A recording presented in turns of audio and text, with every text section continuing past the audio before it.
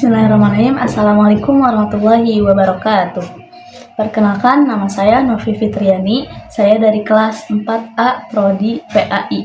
Insya Allah di sini saya akan melaksanakan tugas ujian tengah semester mata kuliah Tafsir Tarbawi 2 dengan dosen pengampu Bapak Munawar Sanusi.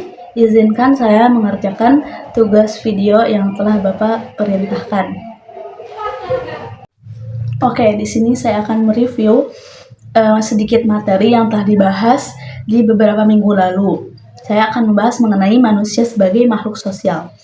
Oke, pernahkah kita mempertanyakan apa itu manusia? Apakah manusia hanya sebuah makhluk hidup yang lahir, tumbuh, kemudian meninggal? Atau memiliki tujuan dan makna yang lebih mendalam? Oke, pertanyaan mengenai manusia banyak dibahas dan dikaji oleh ilmu pengetahuan seperti dalam perspektif agama, sosiologi, psikologi, hingga filsafat. Nah, setiap perspektif yang berbeda itu memiliki makna yang berbeda juga dalam memahami hakikat manusia. Oke, dalam perspektif Islam, manusia adalah makhluk Allah Subhanahu wa Ta'ala yang sangat mulia, yang Allah angkat derajatnya karena memiliki akal, ruh, dan hati. Tiga hal itu yang membedakan dengan makhluk yang lainnya. Maka manusia menjadi makhluk yang sangat mulia di hadapan Allah. Dalam Al-Quran, manusia memiliki tugas yang mulia, yaitu beribadah, menjadi hamba Allah yang taat, yaitu beribadah kepada Allah. Allah berfirman dalam Al-Quran surat Az-Zariyat ayat 56, A'udzu billahi minasyaitonir rajim. Bismillahirrahmanirrahim. Wa ma khalaqtul jinna wal insa illa liya'budun. Artinya, Tidaklah aku menciptakan jin dan manusia hanya untuk beribadah kepadaku. Manusia pula memiliki tugas yang kedua, yaitu sebagai khalifah di bumi yang bertanggung jawab dan memakmurkan kehidupan. Allah berfirman dalam Quran surat Al-Baqarah ayat 30, A'udzu billahi minasyaitonir rajim. Bismillahirrahmanirrahim. Wa idz qala rabbuka lil malaikati inni ja'ilun fil ardi khalifah. Qalu ataj'alu fiha man yufsidu fiha wa yasfiku ad-dima wa nahnu nusabbihu bihamdika wa nuqaddisu lak. Qala inni a'lamu ma la ta'lamun. Al-ayat. Oleh karena itu, manusia memiliki potensi untuk berkembang, belajar, dan menjadi pribadi yang berakhlak mulia dan berkehidupan sesuai dengan tuntutan Islam. Membahas mengenai manusia sebagai makhluk sosial, bahwasanya manusia tidak bisa hidup sendirian. Ia membutuhkan interaksi dengan orang lain. Konsep ini sejalan dengan surah Al-Isra ayat 26 sampai 40 yang membahas terkait manusia yang harus berhubungan baik dengan masyarakat, atau dalam Al-Quran disebut dengan hablum minan nas. Setelah kita membangun hubungan baik dengan Allah Subhanahu wa Ta'ala dengan beribadah dan bersolawat kepada Rasul, kita juga harus memiliki hubungan baik dengan sesama manusia. Dalam Al-Quran surat Al-Isra ayat 26 sampai 40, bahwasanya di situ Allah memerintahkan kepada manusia bahwa kita harus selalu menolong orang-orang miskin, memberikan hak-hak kepada saudara kita, dan memberikan pertolongan kepada musafir yang membutuhkan. Hal ini menunjukkan bahwa manusia memiliki tanggung jawab sosial untuk membantu sesama, untuk membantu orang lain, bukan hanya mementingkan diri kita sendiri. Selain itu, dalam ayat-ayat tersebut Allah melarang kepada manusia untuk bersikap kikir, boros, mengambil hak orang lain dengan zalim, membunuh anak karena takut miskin, dan mendekati perbuatan zina.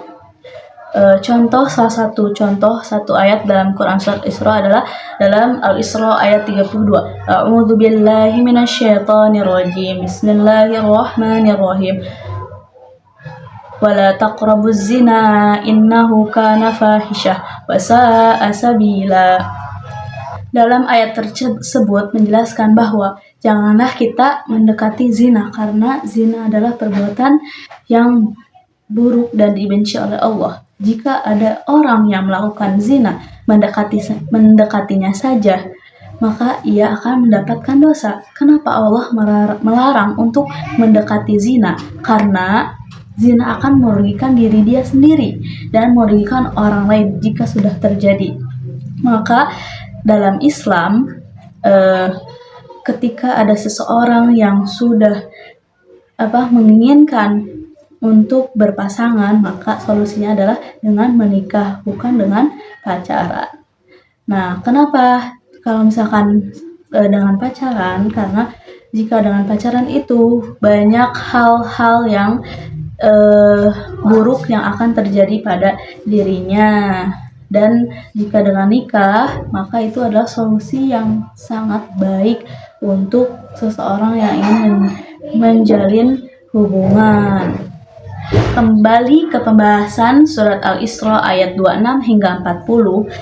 Dalam kajian Tarbawi, ayat-ayat ini membahas mengenai pendidikan sosial yang sangat penting, yaitu mengenai kepedulian, kejujuran, tanggung jawab, keadilan, dan menghormati hak-hak orang lain. Melalui pendidikan nilai-nilai tersebut, manusia harus ditanamkan sejak dini agar ia bisa berdampingan hidup dengan baik dengan masyarakat.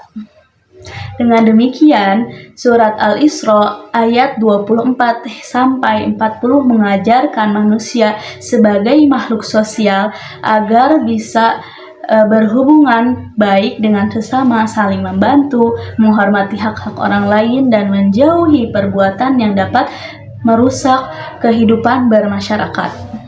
Kesimpulannya dari surat Al-Isra ayat 24 hingga 40 adalah pendidikan Islam menunjukkan bahwa bukan hanya membentuk manusia yang cerdas secara intelektual saja, akan tetapi membentuk manusia yang memiliki kepedulian sosial, berakhlak mulia, dan mampu hidup dengan damai di tengah masyarakat semuanya.